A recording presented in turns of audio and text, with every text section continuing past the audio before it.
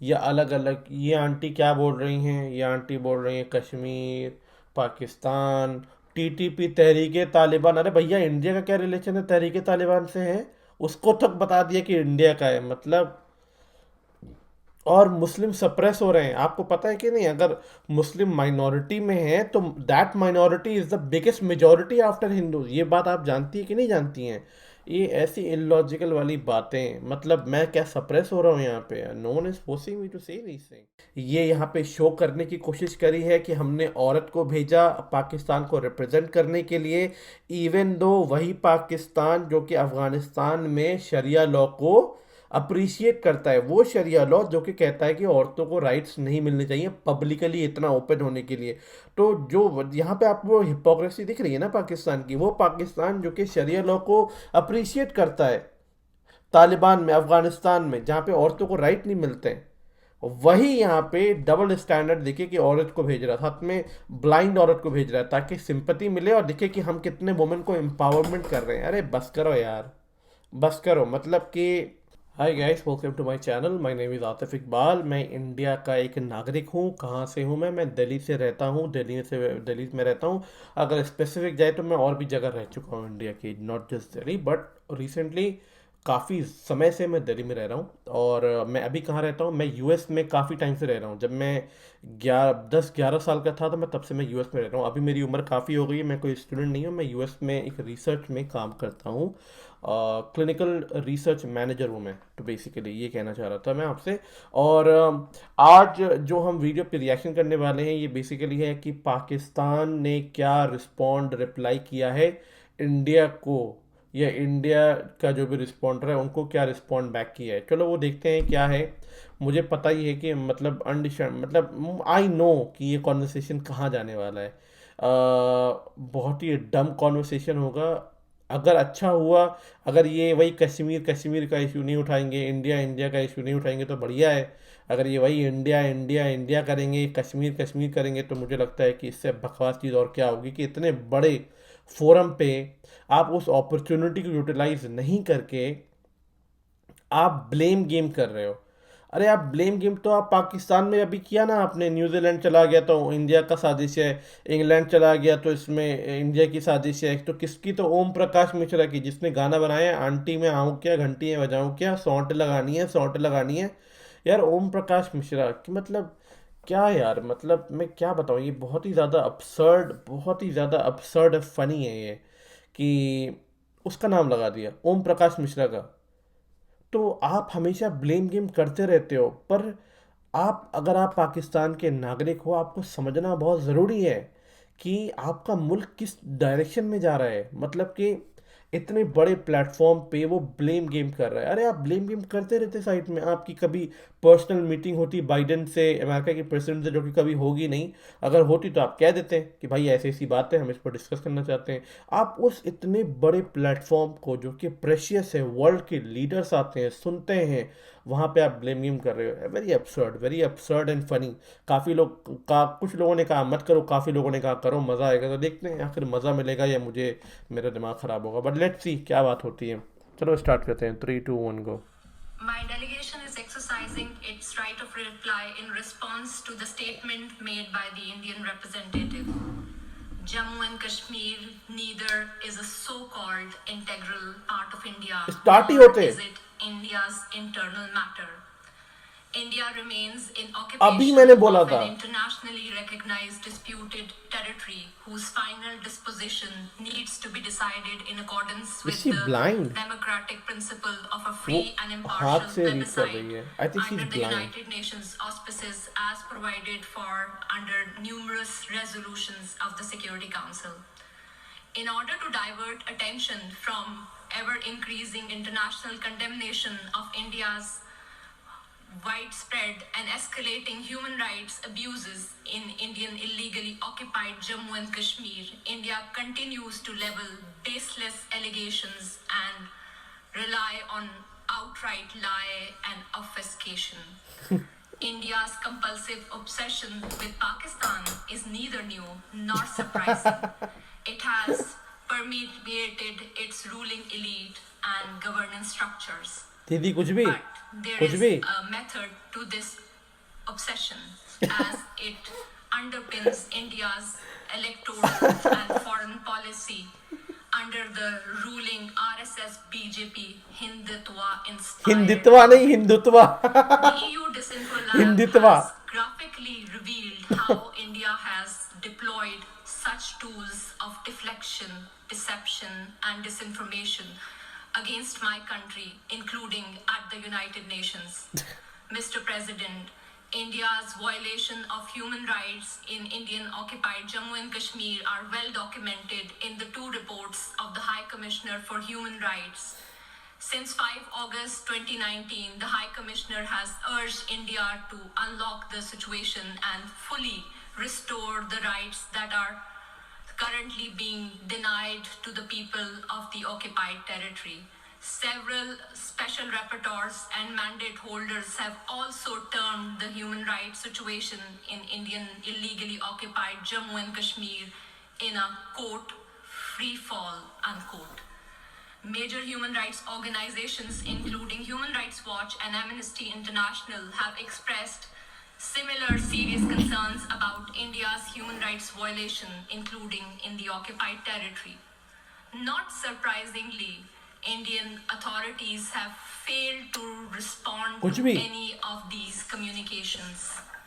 In मतलब fact, a witch hunt has been launched against those who dare to report these Witch hunt? crimes. Only last year, Amnesty International ceased work in India, citing constant harassment at the hands of the government. The government of Pakistan has recently released a comprehensive and well-researched dossier containing the entire range of gross, systematic, and widespread violations of human rights being perpetrated by Indian security forces in the occupied territory. We call upon the international community to take cognizance of the compelling evidence and hold India है ही नहीं। for the heinous crimes. If India है ही India has नहीं। nothing to hide, it must accept a United Nations Commission of Inquiry and agree to India just implement don't the give a Security shit. Council resolution stipulating a plebiscite to enable the people of Jammu and Kashmir to exercise their right to self-determination. Mr. President, as for India's use of the canard of terrorism, regurgitating stale arguments that are typical of all occupiers, let me emphasize that India itself is the principal perpetrator, sponsor, financer, and abettor of terrorism in the region. Today, India is involved in at least 4 different types of terrorism. First, India is resorting to state terrorism to suppress the people of Indian illegally occupied Jammu and Kashmir.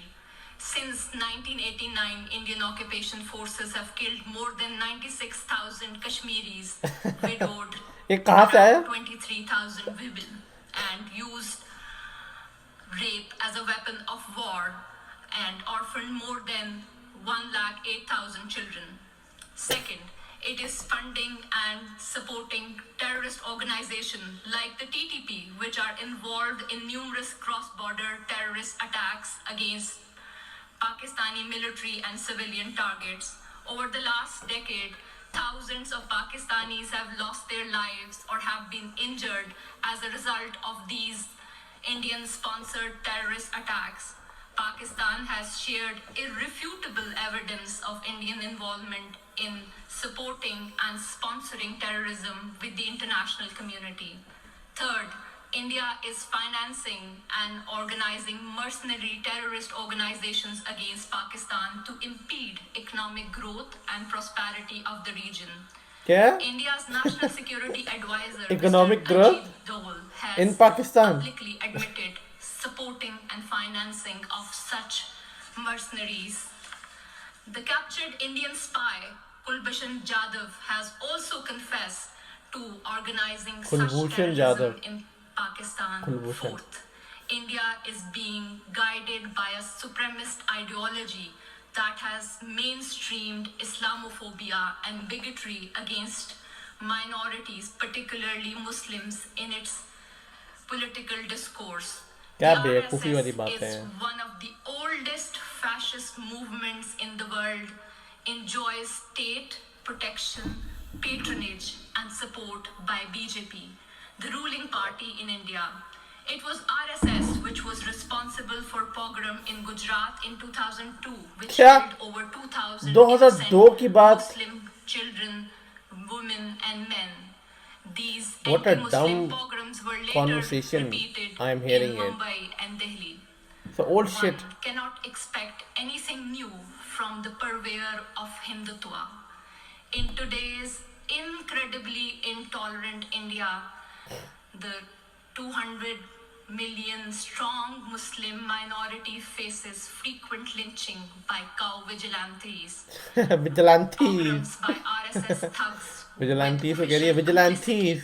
discriminatory citizenship laws to disenfranchise Muslims, and a concerted campaign अरे बस करो यार, to कितना बोलेगी destroy अभी ये। mosques and the rich Muslim heritage of India.